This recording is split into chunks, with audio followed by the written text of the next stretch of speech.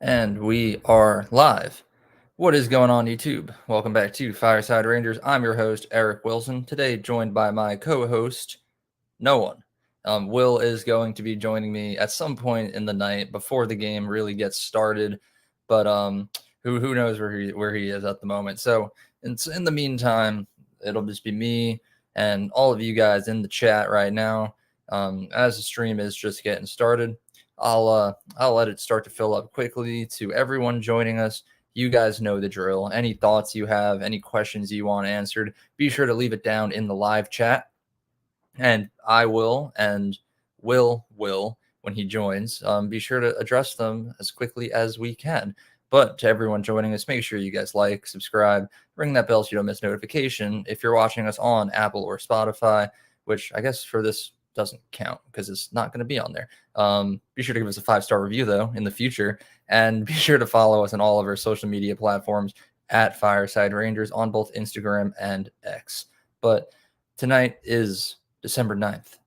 The Rangers are set to face off against the Washington Capitals in about an hour, probably like an hour and 15 until puck drop, really.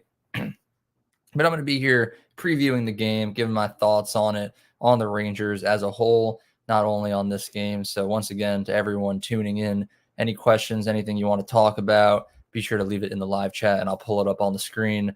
As you can see, I'm going without graphics right now because Will was supposed to be here at the start, and we're going to go graphicless until he does decide to make an appearance.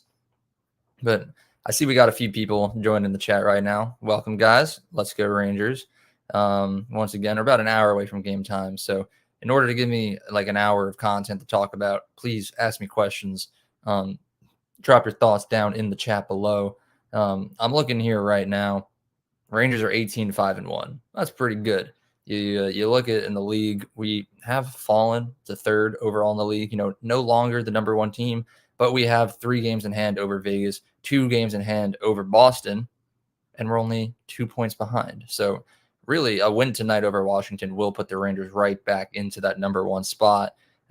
So I'm confident. The Rangers had a few days off, and it was a much needed break because, yeah, sure, the Rangers are 18-5-1, but if you try to say that the Rangers were playing good hockey the last 4 or 5 games, you might be crazy. We got really lucky. We played against a lot of bad teams like San Jose. If we played like that against any other team in the league, we're not winning that game. We're not in any universe, anywhere, at any time. We're not winning that game against San Jose. And we got lucky. They made a huge comeback against us. The defense fell apart, which does seem to be the new trend that's been going on. The Rangers defense has not been good. And I don't really know what the problem is. Laviolette kind of started the season off with very strict defense. The practices were hard fought. They were very technical. Gallant practices was kind of like skate around, warm up, work on whatever you want, and we'll just go hit the ice and hope for a win. But Laviolette, his practices are very structured. Every drill that they do is done with a purpose, and they're trying to improve upon something. And a big part of that was the defense. The Rangers were, to start the season, like the best defensive team in the entire NHL, and they were scoring goals at the same time. But now at this point of the season, it kind of seems like all of the work that Laviolette did was just obliterated. And the only reason that the Rangers are still winning games is because the offense hasn't taken a hit whatsoever at all. So I don't know. You look back at the last few games, right? Like 4 or 5 goals let in against San Jose, who were the bottom of the barrel at the time. I think the Chicago Blackhawks are now at this point. And then I don't even know how many other games have happened since then. The Rangers played like 6 games in like 8 days or something ridiculous. That's not an accurate number, but it was a lot of games. I think it was like 4 games in 7 or 8 days. It was a crazy schedule that they got going on. I'm trying to look back at the scores, but of course the NHL app here, it never wants to be my friend. NYR schedule. But again, to everyone joining in the chat, welcome.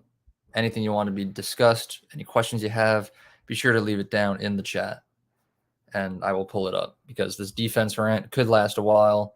It could end very briefly if I make my point very clear. Okay, we're looking at their last few Rangers games. Also, hi Pavel, welcome to the chat. Love to see a returning viewer. Last game, Rangers lost 6-2 against Ottawa. Ottawa is not in a playoff spot. In what world does the number one team in the NHL let in 6 goals to them? They were at 500 at the time. I believe they were 10-10. It's just a poor defensive shutdown. It was incredibly bad, and I keep saying this every time the Rangers lose, that it's my new worst game of the season, like worst loss of the year. But every time the Rangers lose, it just gets increasingly worse. To start the year, I think our first loss came against Columbus. That was bad in and of itself. Why are we losing to Columbus? We're supposed to be a Stanley Cup contender, and we're losing to the like last or second to last place team in the Metropolitan Division. But whatever, we started off hot, can't win all of them. Then you lose against Nashville, and you're like, okay, they're a good team, can't win them all, but still frustrating. Then I don't even who came next. Was it an overtime loss or a shootout loss against Minnesota? You came close. Dallas, that one was horrendous because it was like the Rangers were winning up against every single team they were facing. Boom, boom, left and right, win, win, win, win. And then the second we face off against a team who's an actual competitor and is probably going to make the playoffs, Rangers just get slapped. And I'm like, okay, but at the same time, it's like you can't win every game. But then you lose against Buffalo, and you're like, how do you go from beating the Boston Bruins, who are like one of the best regular season teams of all time across the last like 365 calendar days, and then you go and you lose to the Buffalo Sabres? But I don't know. That's just me. I understand the whole concept of you can't win every game. Yeah, the Rangers are going to take losses at some point in the season. You can't go 82-0. It's just the losses that we take are a little frustrating. And Pavel here in the chat does say, I have a feeling they're going to lose tonight. And now I don't want to agree with that sentiment. I really want to believe the Rangers are going to win. And I do. I do think that we are going to win, knock on wood, of course, because anytime I say that we're going to do something good, the opposite happens. But I wouldn't be shocked if they lost. Just the recent play, the defense that's been crumbling in front of our eyes, it's not good. It's a really bad sign that we've been seeing, not only in the last few games, but we've been seeing across the last like week or two of play. And sure, the Rangers are favorites to win this game. You look at the standings, the Rangers outrank Washington in every single category. Now, I don't have that pulled up, so don't quote me on it, but I'm assuming we do, just based on like the overall standings. But at the same time, if the Rangers defense plays the same way that they've been playing over the last few games, I would not be shocked if Alex Ovechkin just puts out like 5 goals against us, the Rangers get shut out or something like that. Again, knock on wood, because I got to keep saying that because y'all will come after me in the comments if it actually happens. But I don't know. I don't have a feeling they're going to lose, but I do want to say that I wouldn't be shocked if there was an upset coming towards the Rangers tonight. Hey, Collin. Philip here. Yeah, he's a little bit more optimistic. 4-2 victory. I could see it happening because Washington is a good team. Even though they are lower in the standings, they have a lot of offensive firepower. Ovi himself could easily pot one right off the bat. Wouldn't be the first time he scored against the Rangers.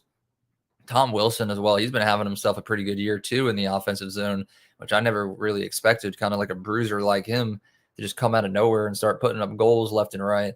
But I don't know. A win would be nice. Collin, again, Rangers bounce back game coming. Trust. I hope so. I trust you.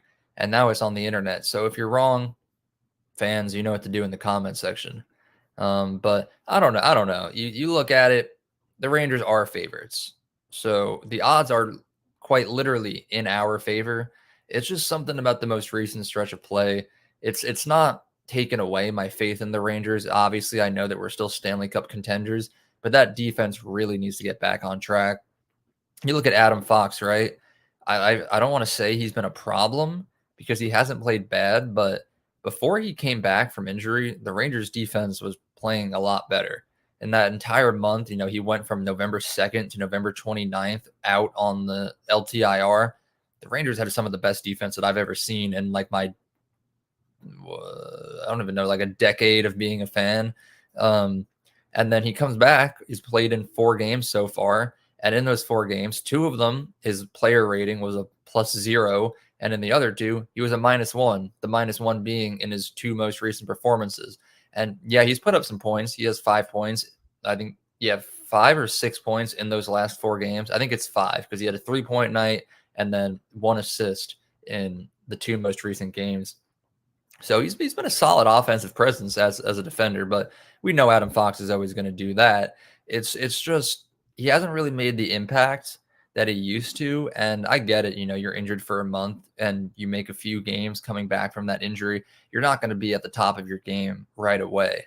It's going to take a few games to readjust, especially when the rest of the defensive core is also not helping you whatsoever. But um, I don't know. I've just been a little underwhelmed by Fox since his return. It goes for the entirety of the defense, but as the player that Fox is, if anyone's going to be specifically held accountable, I think he is the person that does get called out individually. Um, I'm looking on Twitter here, or I guess X technically.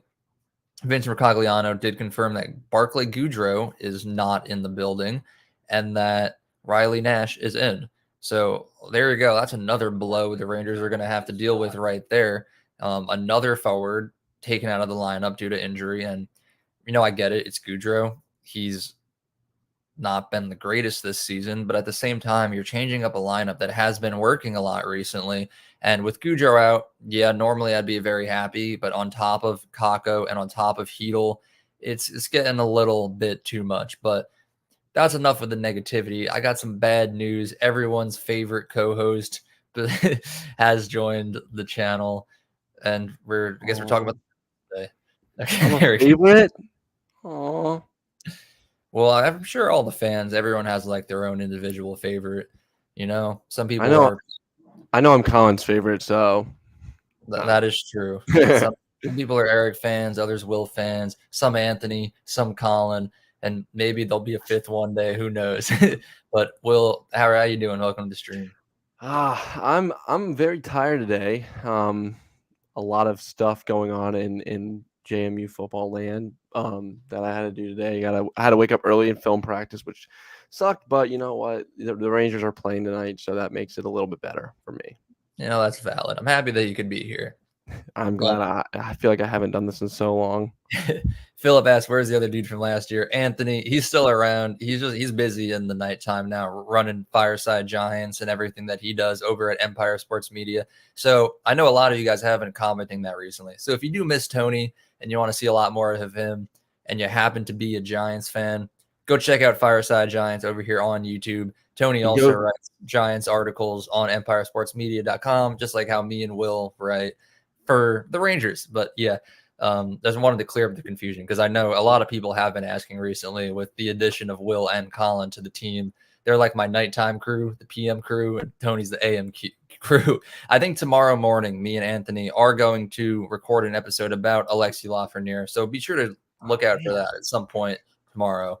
Sorry, Will. Unless you happen to be free, we could make it a trio. I'm not free. Wish. Yep. Well, so everyone watching, you guys just got an insight of how we plan Fireside Rangers. I just sometimes it's a little more hectic than that too. Yeah. Pavel asked on the subject of Barclay Goodrow, is he injured or going to be a trade possibly? It's an injury. In the last game against Ottawa, he took a puck to the face, had his tooth knocked out, was removed from the game. And we had our fingers crossed that it was just a tooth that was knocked out and he'd be fine. But there haven't been any specific details about the injury released, but puck to the mouth. Sure, he's rattled up a little bit. Best of luck to him in recovering from whatever the injury is, because Peter Laviolette doesn't like to tell us what happens to his players when they get injured. Who knows where Philip Hedel is? He could be halfway across the world right now, and we would have no idea. But it is Riley Nash in. Will, I don't know if you saw that on social media. Barclay Goodrow did not make the trip to Washington. Yeah. But we have a very insightful message from you here, Will. I finally connected my YouTube channel to this, so now I can just comment when I want to. Nice. Now. Yeah, Riley Nash in the lineup. We acquired him a long time ago, right? Or did we re-sign him recently? He was a free agent signing this year. He was with the Bruins before us, I actually think he's doing pretty good so far this year in the AHL. Didn't he come in a part of a trade package at one point, like a few years ago? I We don't got, think so because I think he it was was with in the the same trade that we got Lingering. wait Ryan. Now I gotta look this up. Ryan Lindgren. Look it up while I No. keep No. Wait. I know that We we signed him over the summer, but I we got swear at no. We some traded point Rick Nash for Spooner, Matt Beleskey. Oh my god, what a name! Lindgren, a 2018 first and a 2019 seventh.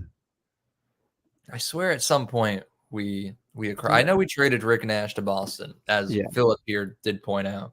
Yeah. But Riley Nash was actually a first round pick in 2007. He's doing really good this year, actually. I'm not going to lie. He 19 points, 9 goals, 10 assists in 20 games played. He's actually a good career. I mean, he's a career not a career NHLer. He actually took a massive, he went from, it was 2012 to 2013, and then 2021, 22 is the next year he played in the AHL. So he's been playing in the NHL recently, but he, very good AHLer. So I was actually shocked by that. yeah, well, I hope that he performs well tonight. Goudreau, not the most impactful player, as I was saying earlier, but no, I guess anything that Nash can do would be nice. It's going to be interesting to see another player wearing the name Nash for the Rangers. It's been too long. I don't know why I'm like hallucinating that, because I know Rick Nash was traded to Boston, but I swear at some point, I mean, I It's guess I'm wrong. I just a thought, familiar name, I guess. yeah, Like Riley Nash. It does seem like a familiar name because now that when you said that, I was like, you know what? Maybe he was traded here at some point. Just didn't really like play with the big club. But also I remember Spooner too, because I remember just being like, because didn't we get rid of we flipped him Spooner for for Strome? Strome. Yeah, Yeah. because I remember like Ryan for Ryan. I must have mixed up like Nash for Nash. I don't know. I can't believe we just said "he who shall not be named" live on stream. We got to delete this from like the That's archive. who he shall not be named is Rick Nash. No, it's Ryan. Spooner. Oh, I was gonna say, I was like Rick Nash. Damn, you No, hated no, him not that Spooner. much. The other one. The other one. I was gonna say Ryan Strome. Oh. He is Oh. he who shall not be named. To Oh all of you wow. watching, you guys just got an insight onto that. Philip says again, important Kings game tomorrow. I didn't even realize we played again tomorrow. That's interesting. We've had a lot of back-to-back these past couple weeks. Yeah, 2 we've weeks played a ago lot with of the Flyers games and in the last Bruins, few days. last weekend, this weekend. But yeah, tomorrow isn't important. The Kings are like 10-0 in their last 10 games or something. Yeah, no, it's scary. They're good this year. I've said this a couple of times. Like teams like Boston, Vegas, Dallas, they don't scare me. What scares me They is the have Los weaknesses. Angeles Kings, because it's the 10-year anniversary. You guys know what happened in 2014. We made it to the Cup Finals for the first time in 20 years, and then we get clapped. And I know it's a 5-game series. That number doesn't really reflect how the series went, because a lot of them are overtime, double overtime, all that. So it could have been a lot closer had one goal gone a different way a few times. But 10-year anniversary, 30th anniversary of the last Cup win for the Rangers. I'm predicting it here and now. I've said it multiple times. Rangers, Kings, Cup final. And I'm scared. Hopefully now that Jonathan Quick is on our side, things will go our way. But if Jonathan Quick is playing over Igor Shesterkin in the Stanley Cup final, something went horribly wrong. So I don't know. It's one of those things. How do you feel about the Kings? Because I'm horrified. I probably couldn't name more than like 3 players on their current roster. I'm just scared by the name because Well, of they what got they got Fiala, Dubois, Deneau, Byfield, Kempe, Kaliev, Doughty. They got who else? Phoenix Copley, I think. No, Talbot's their goalie. He's doing really well this year, actually. They do scare me because they're really good defensively and they're really good offensively. They are just like a freaking powerhouse team this right now. They scare me. But again, is Cam Talbot really like he's doing really good right now, but is he really going to keep that up the entire year? Probably not. So I mean, I hope not. I hope not either. That'd be nuts. What if he wins the Vezina? That'd be nuts. Him and Quick is 1 and 2. That'd be My insane. God. I don't know. I hope he doesn't keep it up the whole year, but I don't know. He's New York grown, and you know how Benoit Allaire is with his goalies. He Yeah. makes something special. This is also scary. Philip says that the Kings are unbeaten on the road this year. I don't have it. I don't have stats pulled up, but I'll take your word for it. For They are the unbeaten on season. the road this year. No That's Carter, no Riches, Carcass. I don't know. Kopitar's still really good. Don't disrespect Anze Kopitar. He's still really good. And they have Quentin Byfield now. yeah. I think that's the other thing Philip just They're a brought up. lot younger than they were in Lafreniere versus 2011-14. Byfield. Also, but I want to actually have a little bit of a discussion about the Lafreniere versus Byfield. But before so, I need to acknowledge this gem of a comment by Philip. Ryan Strome is rotting away in Anaheim. Good. And I hope he stays there, and I hope the Ducks stay trash. Give us Frank Petrano, and then we can move on. That's sorry. I have a very strong hatred for this. Okay.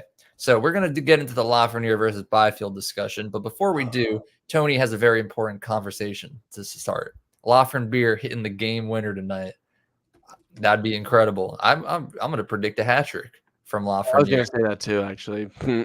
Yeah, well, we'll get into that when you hit your parlay of the night. Oh, I'm The cooking end. up something good tonight. Oh, you better be cooking. I'm cooking up. You're not gonna expect it. But as Philip said, Lafreniere versus Byfield, the first and second overall picks in that draft, I think at this current point in time, because I know it was yesterday, but I think still today it is, Lafreniere does lead the entire 2020 draft class in goals scored so far this season. So I know he had a bit of a slow start. There were a lot of players that broke out way before Lafreniere, but at this current point in time, he's playing the best. So I don't know. Not to say that like Byfield's having a bad season, because Byfield is finally breaking out. It's like the Kings actually knew how to develop a prospect right there for a second. They didn't immediately throw him into the NHL like we did the Lafreniere, because we needed Lafreniere immediately. But I don't know. I'm pulling up Byfield's stats right now. I don't know if you He already has have 5 more assists. He has the same amount of goals, but 5 more assists. But like, I feel like Lafreniere has been, he missed out on a couple of assists and a couple of goals. There's a lot of times where he'll be setting up, his line mates. Sometimes he'll set up Panarin, and Panarin will shoot wide, or he'll miss the net. It'll be a save on a really good chance. So I mean, I don't think, 16 points reflects what he should really be doing, but Yeah. I think you look at this though. I pulled up Byfield's stats. He's a plus 14 right now. they're Like, a really good defensive team. I haven't watched a single Kings game this season. I guess I'll watch one tomorrow. I've been just reading about them, man. They're so structured defensively. Like Drew Doughty is number 3. 34-year-old Drew Doughty is number 3 in like defensive rating this year. I'm pretty sure. That's incredible. It's nuts. I am scared of this Kings team. I'll say it again, and I'll say it a million times. There's no man that scares me, but the Los Angeles Kings, they horrify me, because I've seen what they've done 10 years ago to the day. I remember that night, game 5, when the Rangers lost in overtime to lose the Stanley Cup. I right before I went to bed, I looked at my mom, and I was a freshman in high school at the time, I think, or I was in 8th grade.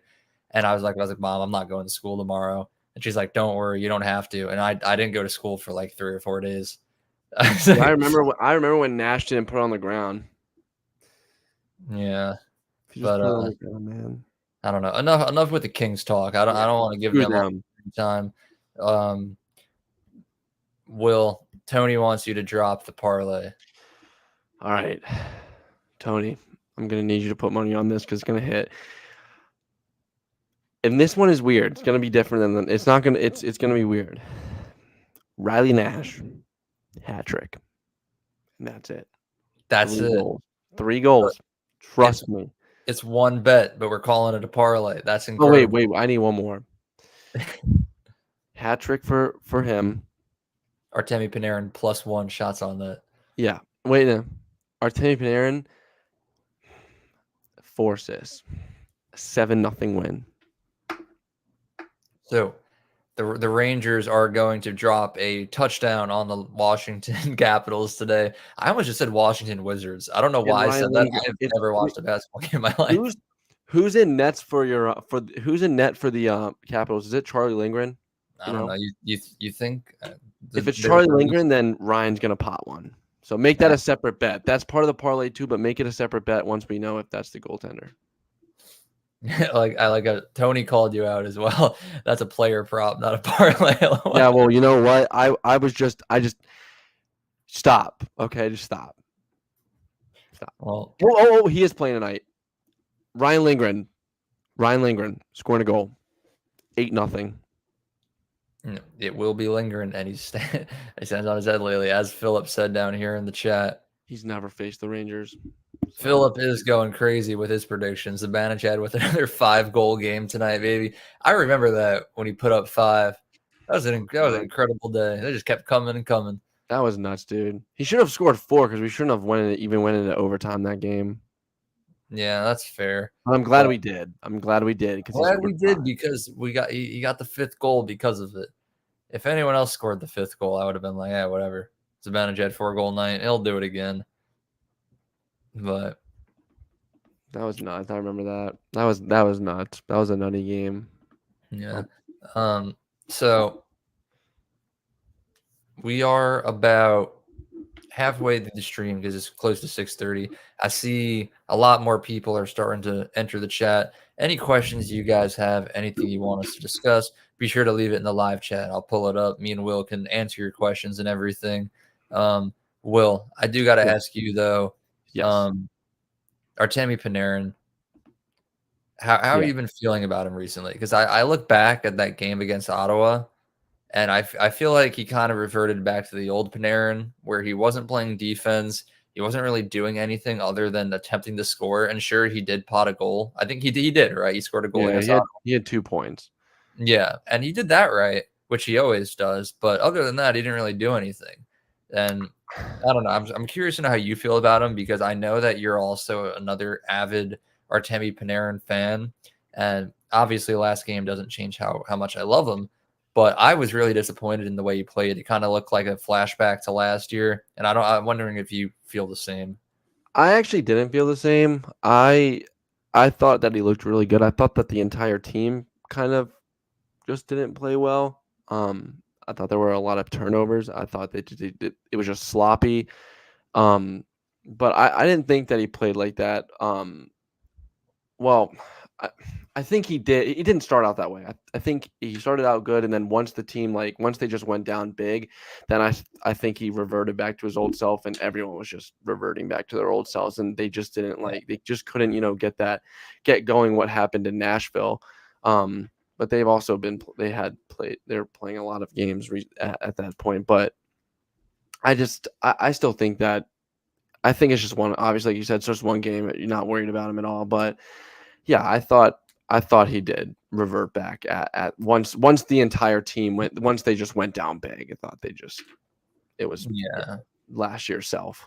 Well, hopefully he's able to come back tonight. And Tony is also predicting that down here in the chat. He's cooked up his own parlay to share. I guess we're just become a Rangers sports betting podcast at this point. The Panarin over 0.5 assists, Lafreniere over 0.5 points, Kreider over 0.5 points, Rangers money line.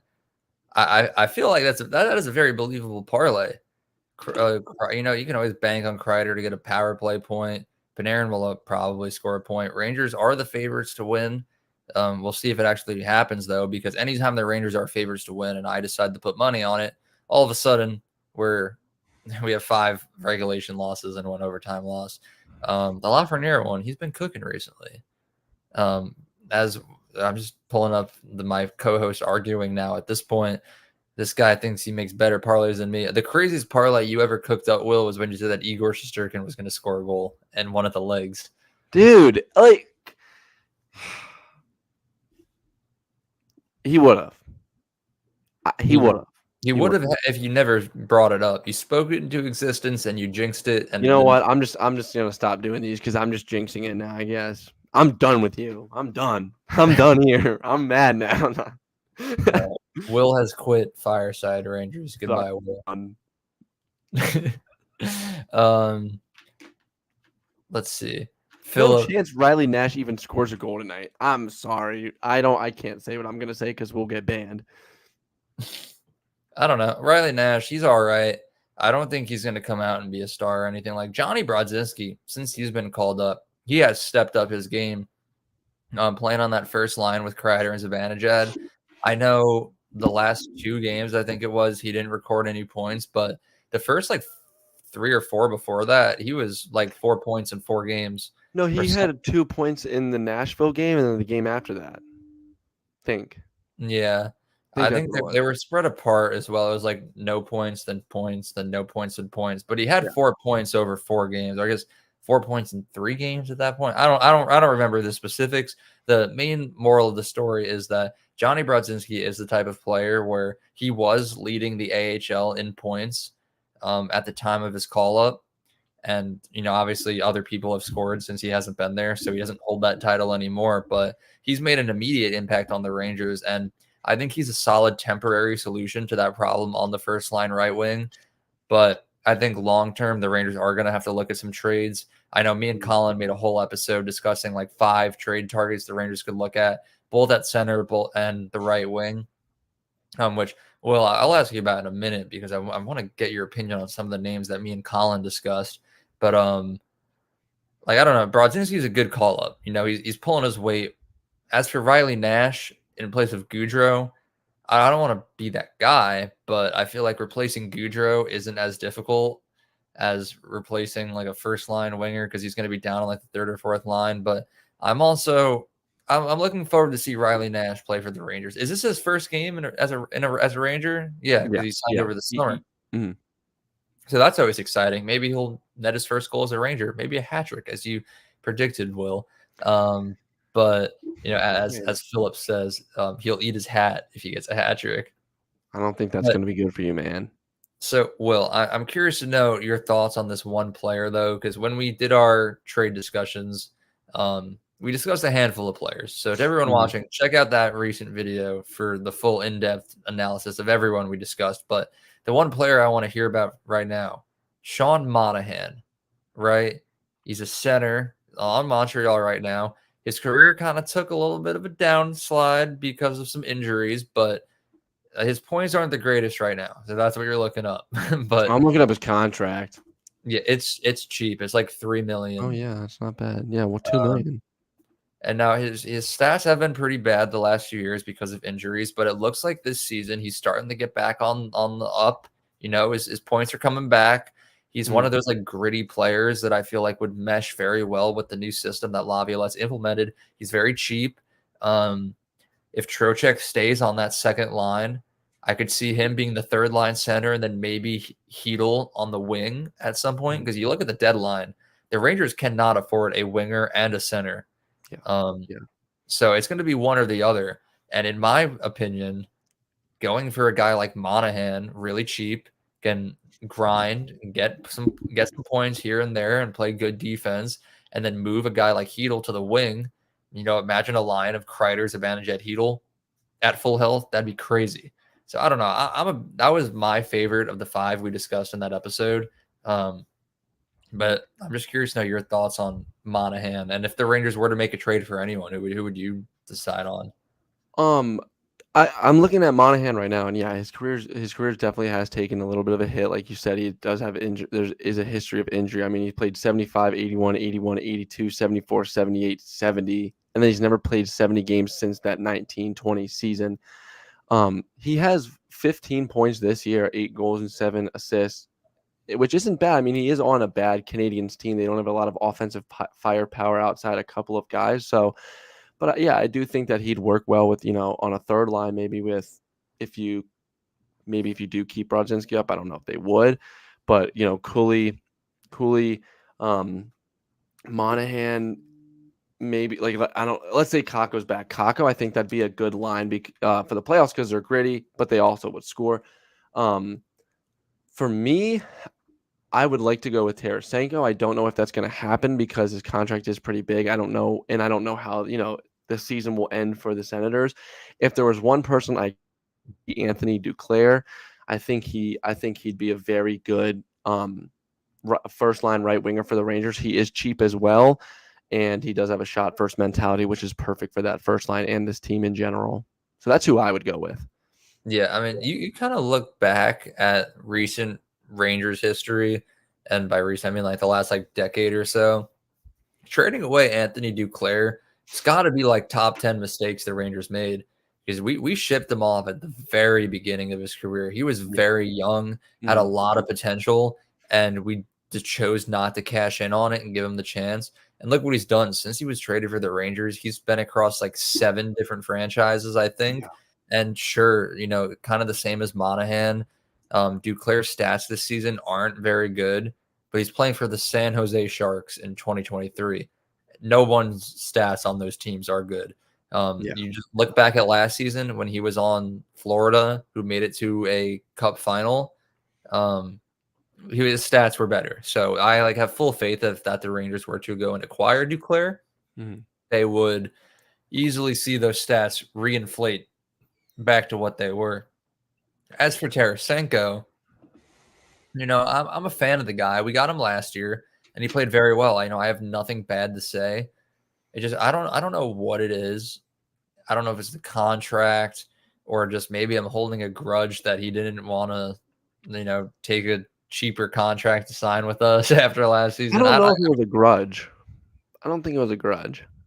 No, I think it's just me holding a grudge because you holding a grudge. I thought it was him. But you yeah, meaning him. I was like, oh, what are you talking about? no, because it's like if the Rangers were to go out and trade for Tarasenko tonight, I would be very happy. I'm not gonna sit here and be like, oh, I'd be so mad if we got Tarasenko back. It's just I don't know what it is. It's like we tried once with him. It's like the same thing as Patrick Kane. I was always in the middle with Patrick Kane, where I'm like, if we trade for him, I'd be overjoyed. But at the same time, I understand why we'd want to stay away. It's like we gave it a shot. We threw all the marbles. We put everything into last playoffs, and we went out and built a super team that realistically, on paper, should have had like a 16-0 playoff run. But no, we lost in the first round, and it makes me nervous to even think about trying it again. And I know Tarasenko was one of the few players that actually played well in that first round.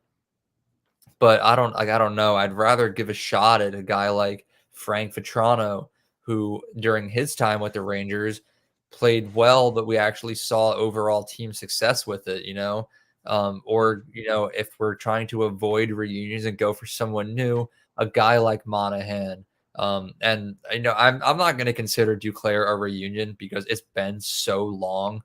I don't, there's probably not even a single player on the Rangers who was there when Duclair was there, or even a member of the coaching staff. It's a whole new team. It's not a reunion.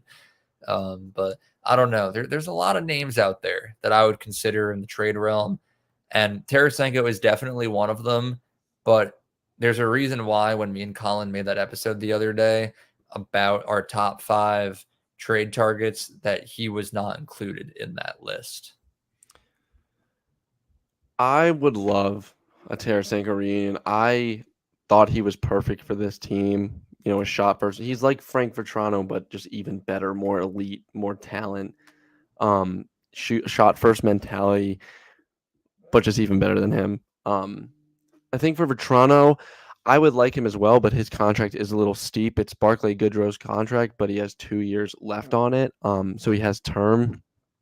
I don't know how the Rangers would fit that in without having to trade Tarasenko, but I think they're going to go with the cheaper option this year, kind of like Vetrano, where it's like they only gave up like a 4th for him, or 4th or a 5th for Vetrano. It was a crazy good deal. Yeah, they're going to try and do that with get a cheaper player who is kind of like that grinder but shot first mentality, and just like Vetrano. Maybe I don't think Monahan's like Vetrano because he's he was actually really good, but I feel like an Anthony Duclair is like Frank Vetrano in the sense that of how they play, but also better than Vetrano.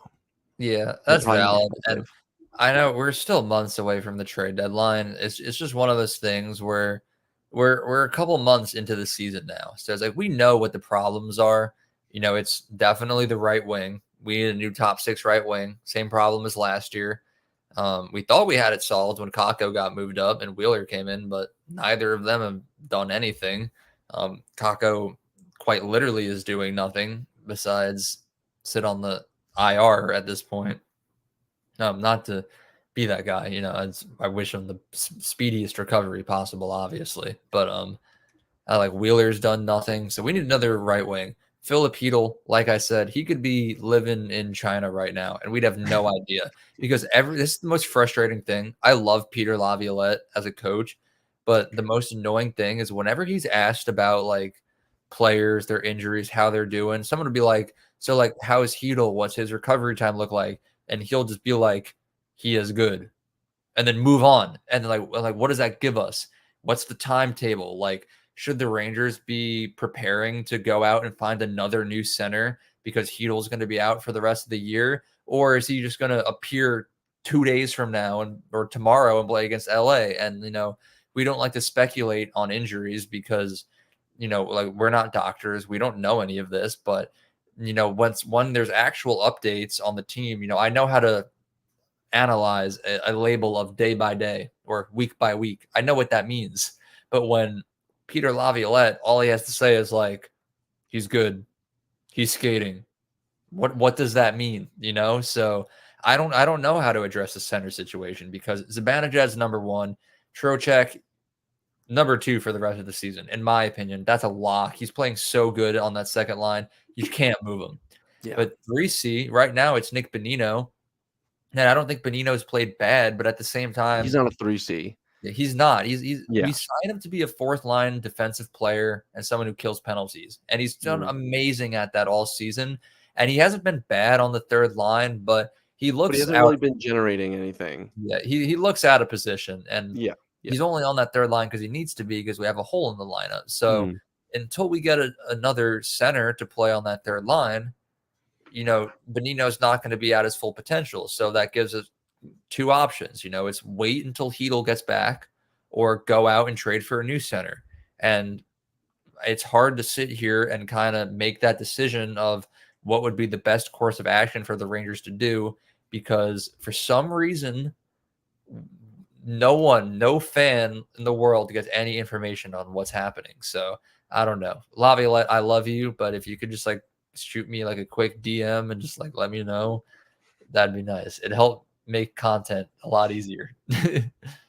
I wish. I want to know what Heedle's doing right now. It's been too long. The most recent update man. I've heard is that he is skating. Yeah, that's it. I know that he's skated. Is it alone? Is it with the team? Yeah, that's what I'm like. I think he's skating alone. I don't think it's with the team. I think it's alone. I think it is alone. Yeah, I don't know. I like how we say we're not going to speculate on injuries, and then we sit here and speculate on injuries. It is 6:43 though, almost 6:45. So the Rangers game is going to start in about 15 minutes. So me and Will are going to start to wrap things up here. So to all of you in the chat, any final thoughts, questions you guys want answered, spam those in the chat, and we'll go over them quickly. But as you guys do that and we start to wrap up, it's time to give our final score predictions. Will, I'll let you go first this time. I'm going to try and think really hard on this. I'm using the rest of my brain power because I'm just like, I'm so tired right now from today. I think they win 4-2. I think tonight they're going to come. They're not, in the last 3 games, they've come out slow. They've given up the first goal. I don't think that's going to happen tonight. I think they scored the first goal tonight. I think they've pot 2. Capital score 1. Rangers score another. Capital score another. And then Rangers pot an empty netter. 4-2. That's valid. I think it's going to be closer. I love the Rangers and I have full faith in my team. It's just you look at the recent play and I can't get over it. I know that we're favorites and I know that the odds are we're going to win, but I think it's going to be a lot closer than expected. I'm going to say 4-3 victory, maybe an overtime victory. Maybe. It's the defense is really sketching me out here. As we start to wrap up, Philip says miss Kako because he doesn't miss him. I do miss Kako. I know he hasn't scored a lot of points. And I guess this season, every season, I have one really, um, like really bad take, I guess. But I mean, not like a bad take. But to you guys watching, I always get made fun of for it. And I guess this year it's that I like Kako. Yeah, he doesn't score a lot of points, but he's really strong with the puck, and he plays good defense. And everyone will go in the comments and tell me like, "Oh, you're clearly not watching the games because he's not doing that," but he is. Like the hockey that I'm watching, I'm seeing is good hockey from Kako. And yeah, he's disappointing. Definitely not living up to the hype of a second overall draft pick. But I think we as Rangers fans, we need to just accept that fact that Kako will never live up to the name of a second overall draft pick. But to everyone saying, send him down to the minors, trade him away, it's like, yeah, sure. His potential isn't as high as we wanted it to be, but he's not a bad hockey player at the end of the day. Sure, he maybe should have gone end of the first round, maybe early second, but that's still a player who deserves playing time in the NHL. And I will die on that hill and support Capo Kako. Yeah, he's not the second overall you wanted him to be, but he's still a good player and deserves to keep playing for the Rangers. Yeah, I agree with that. I think with Kako, he's definitely been disappointing. I mean, he had 3 points in 20 games, but I think if he was playing on a line with Mika and Kreider right now, who are now going, I think he'd have a lot more success getting points than when he was playing with them in the beginning of the year, because obviously they weren't going. And even Mika said himself that it wasn't Kako. It was everyone. I mean, Kreider is not Kreider. Zibanejad is the one who's supposed to drive play, and he wasn't. So I mean, yeah, has he been disappointing for a second overall pick? Yes, but I don't think the beginning of this year was truly his fault, like a lot of people were saying. I just think it's not fair to him. Yeah, I mean, like you look at this, like what Philip said, gonna be a 40-point player for the rest of his career. So like, okay, 40 points per season on average isn't bad. It's not great, but at the end of the day, it's a very solid third line player. And at the end of the day, it's not what we wanted him to be, but the Rangers do need third line players at some point. We need 3 guys to play there. And I don't mean to criticize you, Philip. I feel like I'm just calling you out just because you're the only one commenting right at this very moment. But thank you for the insight. It makes for good discussion about Kako. And it wouldn't be a fireside episode with me if I didn't say something controversial about the Rangers that has everyone commenting that I am the worst fan ever imaginable. But you're welcome for the show, Philip. Enjoy the game. Will, do you have any final thoughts, or am I good to wrap this up here? I'm typing up one question for you. Okay. Well, this isn't really a question. Here's the I question. think Alexis Lafreniere is good. Here's the question. Is Lafreniere the best player in the NHL? I'll hang up and listen. Alexis Lafreniere is not the best player in the NHL. No, you're lying to yourself now. His name is Artemi Panarin. That's true. But Lafreniere's behind him, second best. Lafreniere is a close. I don't know if I'd say second. Nikita Kucherov is up there. David Pastrnak. But if we're looking at great players, future Hall of Famers, potential hat-trick scorers tonight, Riley Nash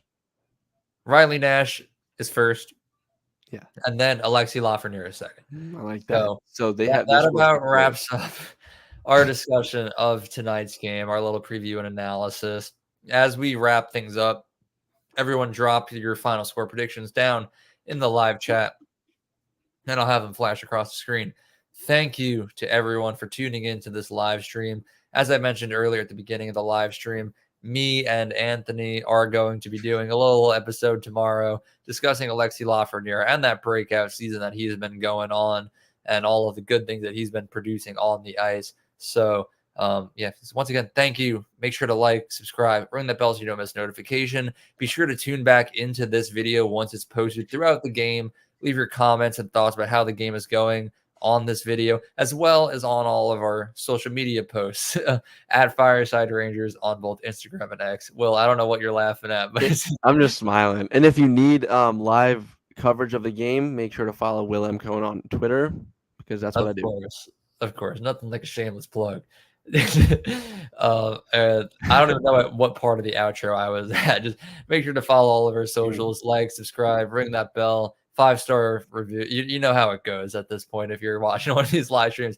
Thank you to everyone watching. Hopefully the Rangers improve their record to 19-5-1 tonight. We'll see how it goes. If not, once again, you'll get an angry Eric tomorrow with Anthony. But have a good night and let's go Rangers.